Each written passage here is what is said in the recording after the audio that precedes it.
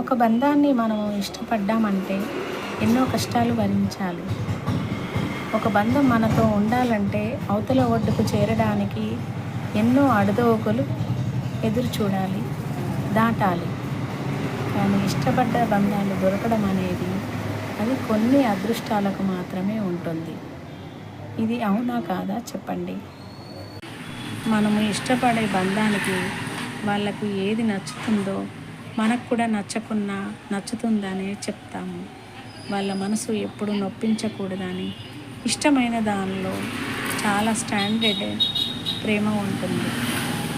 అది 100% లోపలనే ఉంటుంది. అది ఎవ్వరికీ అర్థం కాదు. ఒక వ్యక్తికి మనసారా నచ్చాలంటే అందంగా ఉండక్కర్లేదు. వాళ్ళు నడిచే విధానము, వాళ్ళ గుణము వాళ్ళకు నచ్చేలా ఉంటే చాలు, సరిపోతుంది. ఒక బంధాన్ని ఇష్టపడ్డప్పుడు ఆ బంధానికి ఇష్టమున్న దాన్ని కూడా మనకు కూడా ఇష్టమే అని చెప్తాము. ఆ బంధము మనసు నొప్పించకూడదని ప్రతి దానిలో మనము కాంప్రమైజ్ అయ్యి వెళ్తూ ఉంటాము.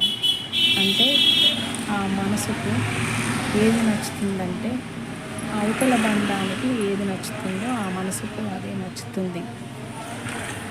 అది లోపలనే ఉంటుంది. అది ఎవరికీ అర్థం కాదు. మనం నడిచే విధానంలో ప్రయాణం చేయాలి, అంతే.